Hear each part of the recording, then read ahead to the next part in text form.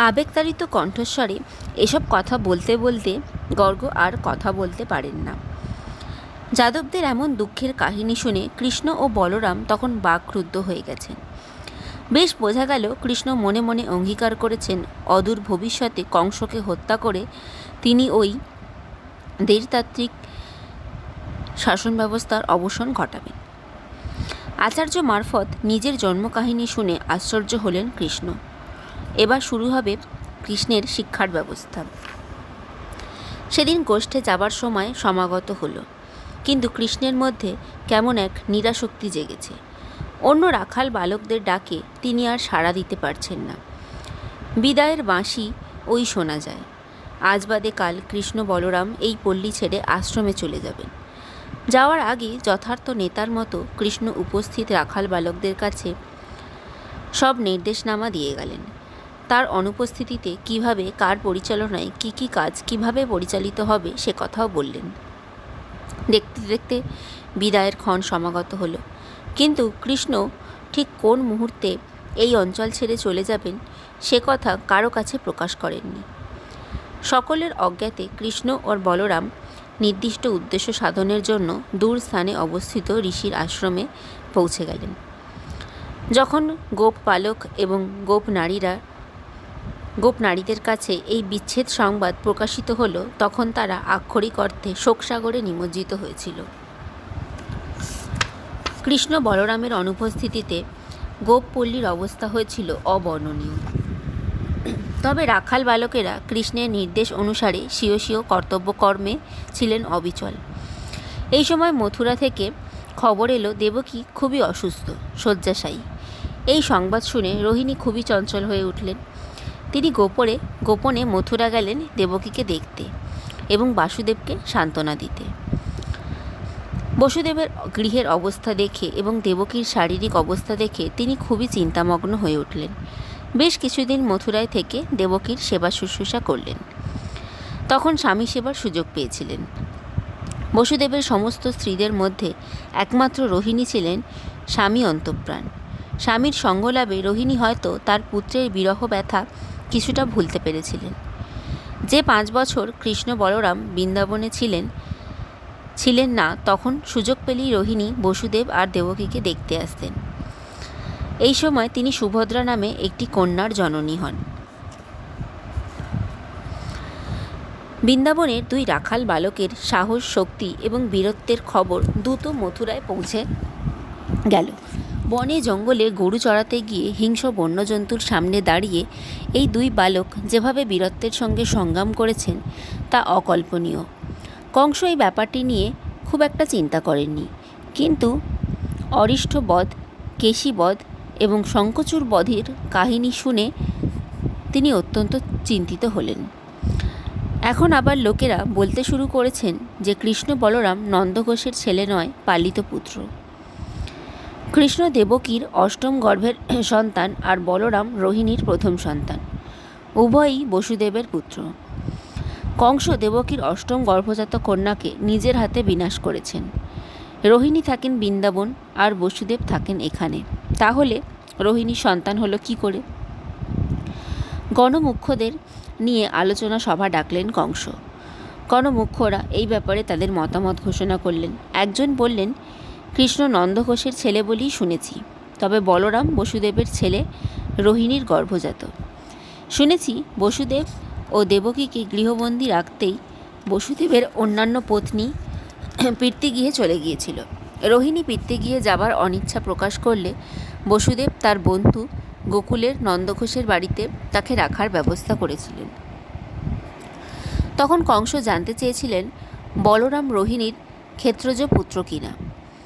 একজন গণমুখ্য এই কথার প্রতিবাদ করে বললেন, বসুদেবের অন্যান্য পত্নী বসুদেব দেবকীকে ছেড়ে অন্যত্র চলে গিয়েছিলেন, একথা সত্যি, কিন্তু রোহিণী গৃহেই ছিলেন। রোহিণী দেবকীর 6 জন সন্তানের অকাল মৃত্যুর পর বন্ধ্যা বিবেচিতা রোহিণীর গর্ভসঞ্চার হয়েছিল। তখন তিনি স্থানান্তরিতে যাবার ইচ্ছা প্রকাশ করলে বসুদেব তাকে গোকুলে বন্ধুগৃহে পাঠিয়ে দিয়েছিল। কংস বুঝতে পারলেন বসুদেব হয়তো তার সঙ্গে বিশ্বাসঘাতকতা করেছে। এবার বসুদেবকে মৃত্যুদণ্ড দিতে হবে। হাজির হলো একাধিক প্রহরী। গণমুখ্যরা এমনি এত চরম শাস্তি দেওয়ার পক্ষপাতী নন। গুপ্তচর পাঠিয়ে কৃষ্ণ সম্পর্কে সমস্ত সংবাদ জোগাড় করতে হবে। তখন যদি প্রমাণিত হয় যে কৃষ্ণ বসুদেবের সন্তান, তখন এই চরম শাস্তি দিতে হবে। গণমুখ্যরা বললেন, আপাতত মৃত্যু দণ্ডাজ্ঞা স্থগিত রাখা উচিত, কারণ এখনও এই ব্যাপারে চূড়ান্ত সিদ্ধান্ত নিলে ভুল হবে। বেশ বোঝা গেল গণমুখ্যরা কংসের এই সিদ্ধান্ত মানতে চাইছেন না। দেশের সীমান্তে শত্রু সমাবেশ হয়েছে, এবার সেদিকে নজর দিতে হবে। একে একে গণমুখ্যরা আলোচনা সভা ছেড়ে চলে গেলেন। একা বসে বসে কংস তার ভবিষ্যৎ বিপদের কথা চিন্তা করছিলেন। তার কেবলই মনে হচ্ছে ওই রাখাল বালকের হাতেই একদিন তার প্রাণ নাশ হবে। এখন কি করা যায়? আপাতত কোনো সিদ্ধান্ত নিতে পারছেন না কংস। সেখানে প্রবেশ করলেন তার স্ত্রী অস্তি। অস্তি যথেষ্ট বুদ্ধিমতী। এর আগে বেশ কয়েকবার কংসের কাছে গিয়ে তার দুঃখ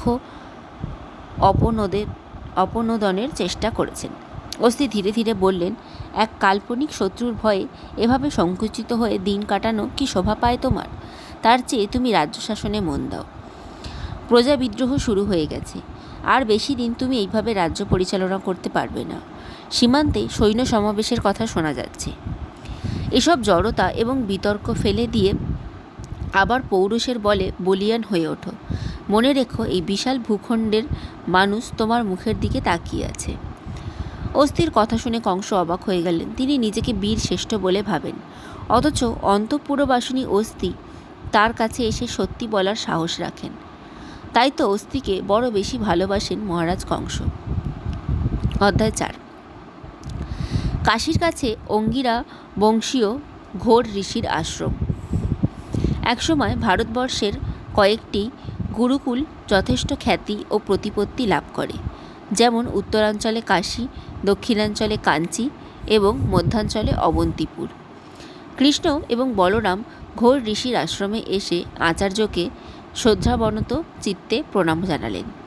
আচার্য তাদের সাদরে গ্রহণ করে এই গুরুকুলের নিয়ম নীতি জানিয়ে দিলেন। অন্য শিক্ষাপতিদের সঙ্গে পরিচয় করিয়ে দিলেন। এই দুই কিশোরের সুঠাম দেহ এবং অপূর্ব কান্তিময় অবয়ব ঋষিকে আকৃষ্ট করেছিল। তাই বোধহয় তিনি অন্য শিষ্যদের প্রতি যতখানি কঠোর হতেন, এই দুই শিষ্যের কাছে ততটা কঠোরতা দেখাতে পারেননি। কৃষ্ণের অসাধারণ স্মৃতিশক্তির পরিচয় পেয়ে আচার্য অবাক হয়ে যান। গুরুগৃহে ব্রাহ্ম মুহূর্ত থেকে পাঠ শুরু হতো। পাঠ গ্রহণের পর যজ্ঞের কাঠ সংগ্রহ, কৃষিক্ষেত্রে গিয়ে শস্য আনা ও গো সেবা এবং যজ্ঞবেদী পরিচর্যা ইত্যাদিও করা হতো। অতি দ্রুত কৃষ্ণ প্রাথমিক পাঠ সমাপ্ত করলেন। এবার পরবর্তী পাঠে মনোযোগ দিলেন। মাঝে মাঝে ঋষির মনে হতো কৃষ্ণ সাধারণ মানব সন্তান নন, কোনো দেব শিশু হয়তো বিশেষ উদ্দেশ্য সাধনের জন্য মানুষ হয়ে জন্মগ্রহণ করেছেন। 16 মাসের মধ্যে কৃষ্ণ এবং বলরাম বিভিন্ন শাস্ত্রের পুরো তত্ত্ব আয়ত্ত করেছেন। বর্গাচার্য মাঝে মধ্যেই তাদের পাঠ বিষয় অনুসন্ধান করেন। তারা যে এইভাবে পাঠ সমাপ্ত করতে পারছেন তা জেনে গর্গাচার্য খুবই খুশি হয়েছিলেন। এই আশ্রমে সুদামা নামে এক ব্রাহ্মণ কুমার সন্দীপনী মুনির কাছে শাস্ত্র অধ্যয়ন করতে এসেছিল। একদিন কৃষ্ণের সাথে সুদামা কাঠ সংগ্রহের জন্য গভীর অরণ্যে প্রবেশ করে। ফেরার সময় প্রবল ঝড় বৃষ্টির সম্মুখীন হতে হয়। তারা গভীর অরণ্যে পথ হারিয়ে ফেলেছিল। একথা গুরুদেবের কানে পৌঁছে গেল। সন্দীপনী মুনি খুবই উদ্বিগ্ন হলেন।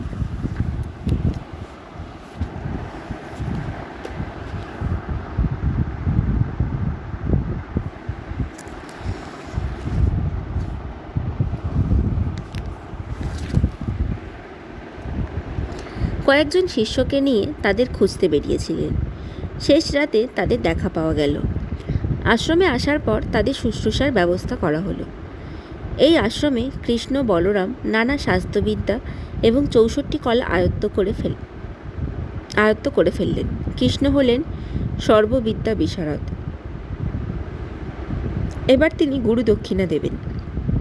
সন্দীপনী মুনি বলেছিলেন, তোমাদের গুরু দক্ষিণা দিতে হবে না, তোমাদের সেবা পরায়ণতায় আমি মুগ্ধ। গুরু পত্নীর সঙ্গে দেখা করে কৃষ্ণ বলরাম তাদের মনের কথা জানালেন। এবার তাদের আশ্রম থেকে চলে যেতে হবে। মুনিপত্নী বলেছিলেন, তোমাদের পেয়ে আমি আমার একমাত্র পুত্রের বিরহ শোক ভুলেছিলাম। এখন সেই পুত্র শোক আবার উথলে উঠেছে। তোমরা গুরু দক্ষিণা দিতে চাইছ, সেই ব্যাপারে আমার কিছু বক্তব্য আছে। যদি আমার হারানো পুত্রকে এনে দিতে পারো, তবে সেটি হবে আমার মন মতো দক্ষিণা।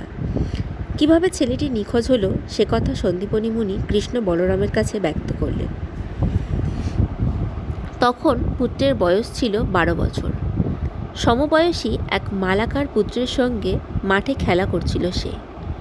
হঠাৎ পঞ্চজন নামে এক অনার্য দস্যু তার পুত্রটিকে অপহরণ করে নিয়ে গিয়েছিল। সমুদ্রের ধারে ওই দস্যুর অবস্থান। সে নাকি খুবই দুর্ধর্ষ। তার কাছে এমন এক ভয়ঙ্কর শব্দকারী শঙ্খ আছে যা শুনে মনে আতঙ্ক জন্মায়। এর বেশি আর কিছু জানা ছিল না ওই ঋষির। কৃষ্ণ বলরাম পঞ্চজন নামে ওই অনার্য দস্যুর খোঁজ করতে বেরিয়ে গেলেন। প্রভাস ক্ষেত্রের কাছে সমুদ্রের ধারে তাদের দেখা পাওয়া গেল। শুরু হলো কৃষ্ণ বলরামের সঙ্গে পঞ্চজনের ঘোরতর যুদ্ধ। শাস্ত্রবিদ্যায় শিক্ষার পর এই প্রথম তা প্রয়োগের সুযোগ এলো দুই ভাইয়ের কাছে। যুদ্ধে পঞ্চজন নিহত হল। পঞ্চজনের শঙ্খ এবং মুনিপুত্রকে নিয়ে কৃষ্ণ বলরাম অবন্তিপুর ফিরে এলেন। তারা দক্ষিণাস্বরূপ গুরুপুত্রটিকে উপহার দিলেন। যেসব ধনরত্ন এনেছিলেন তা গুরুপদে নিবেদন করলেন। বৃন্দাবনে এসে কৃষ্ণ বলরাম আবার অন্য রাখাল বালকদের সঙ্গে গোচরণে যাওয়া শুরু করলেন। এখন তাদের গোচারণভূমি অবস্থান গোবর্ধন পাহাড়ের কাছে তৃণক্ষেত্র। একদিন পাহাড়ের এক ছায়াময় নিরালা জায়গায় বসে নানা কথা ভাবছিলেন কৃষ্ণ। হঠাৎ কে যেন তার নাম ধরে ডাকল। তিনি দেখলেন সামনে এক অনার্য দস্যু দাঁড়িয়ে আছে। কৃষ্ণ তীর ধনুক তুলে স্বর যোজনা করতেই প্রতিপক্ষ বলল, সরাসন ত্যাগ করো বন্ধু, আমি তোমার শত্রু নই। শত্রু হলে তুমি এতক্ষণ জীবিত থাকতে। তোমার ওই অপ্রস্তুত অবস্থায় আমি বিষ তীর প্রয়োগ করে তোমাকে হত্যা করতাম। কৃষ্ণ জানতে চেয়েছিলেন, কি চাও তুমি? ওই অনার্য বলেছিল, আমি তোমার সাথে সখ্যের সম্পর্ক পাতাতে চাই।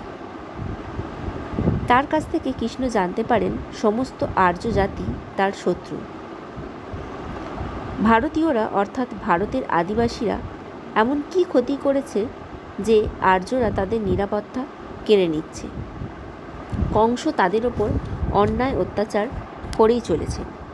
শেষ পর্যন্ত ওই অনার্যদের কাছ থেকে কৃষ্ণ একটি গোপন খবর শুনে অবাক হয়ে গিয়েছিল।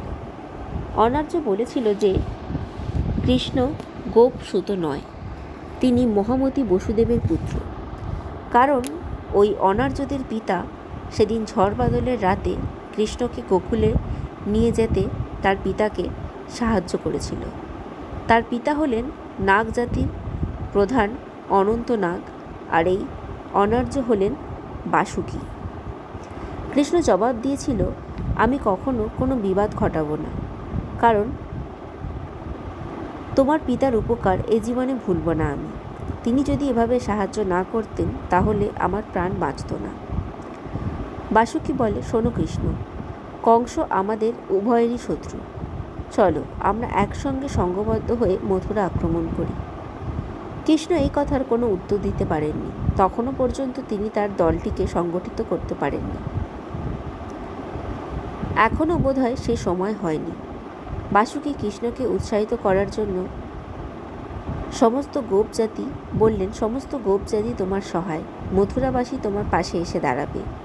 কারণ কংসের ওই স্বৈরতান্ত্রিক শাসন তারা সহ্য করতে পারছে না।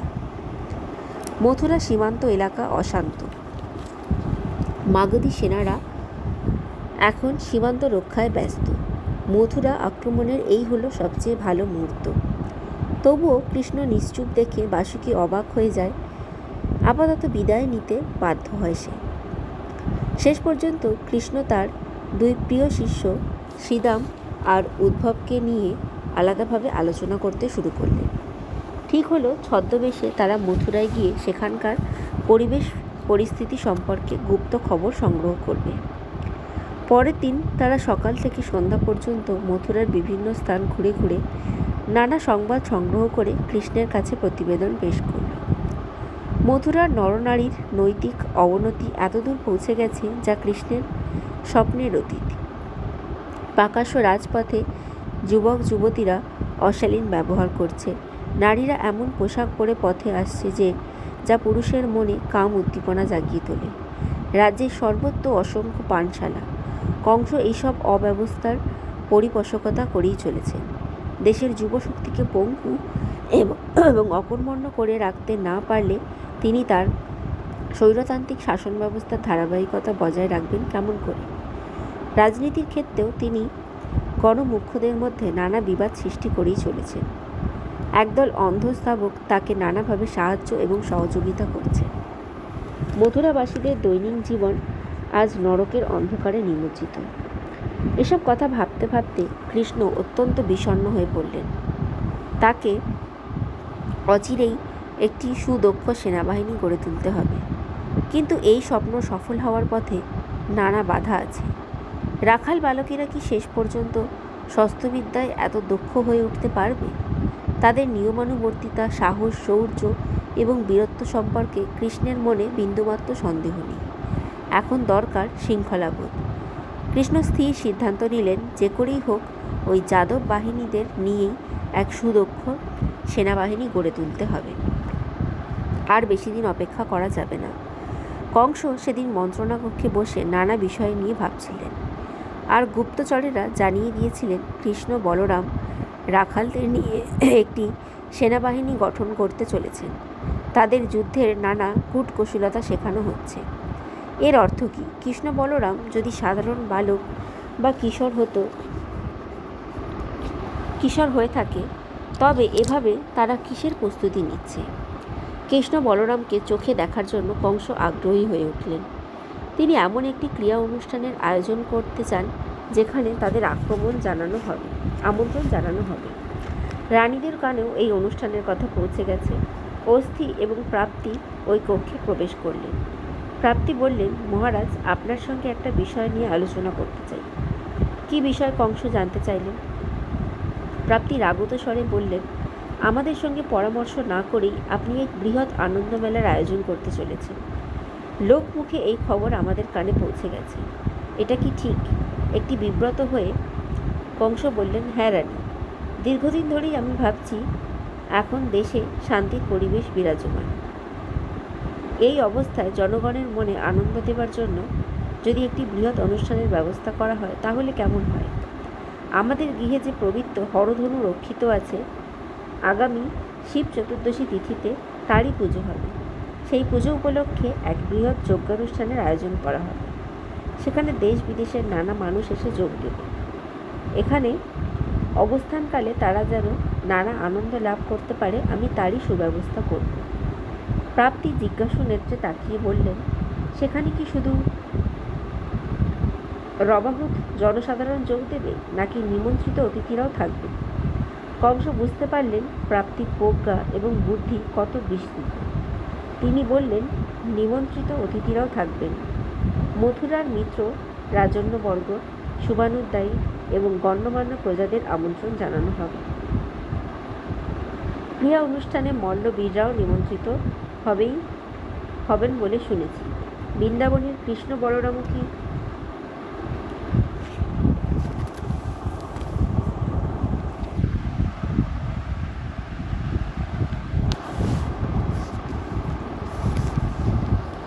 বৃন্দাবনের কৃষ্ণ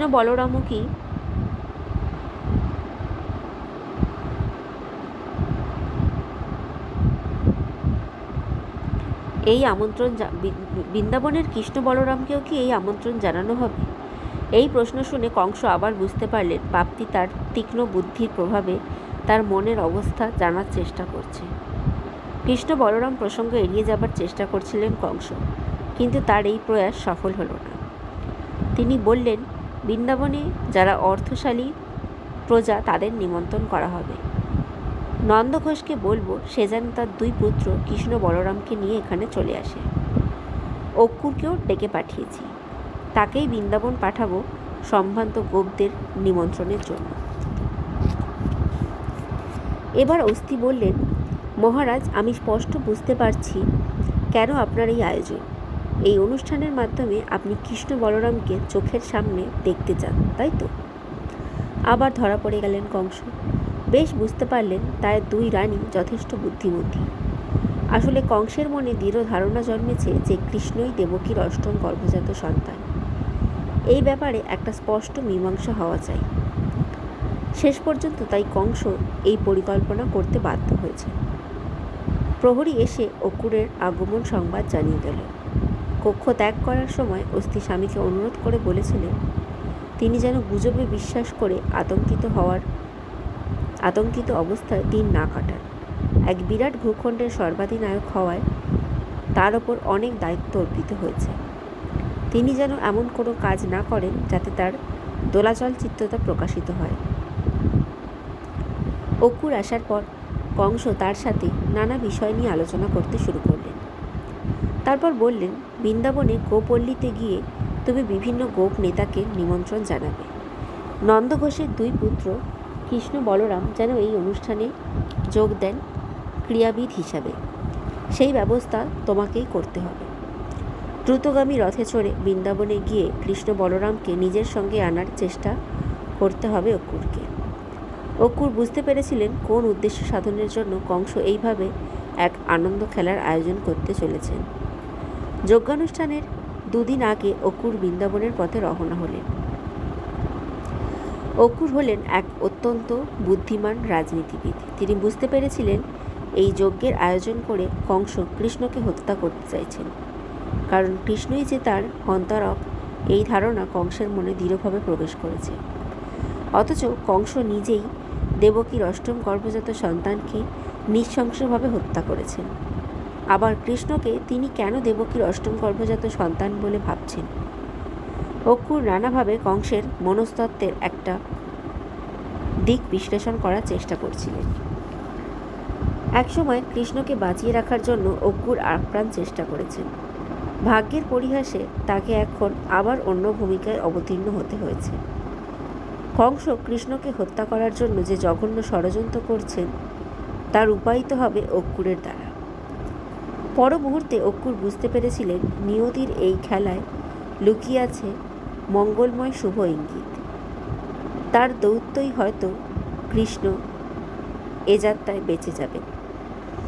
অক্রূরের রথ গোপ পল্লীতে প্রবেশ করার সঙ্গে সঙ্গে গোপ প্রধানরা ছুটে এলেন। সকলকে বিদায় জানিয়ে কৃষ্ণ বলরামকে নিয়ে অক্রূর এক নিভৃত কক্ষে প্রবেশ করলেন। কংস কেন এই যজ্ঞের আয়োজন করেছেন সে বিষয়টি কৃষ্ণ এবং বলরামের কাছে ব্যক্ত করলেন।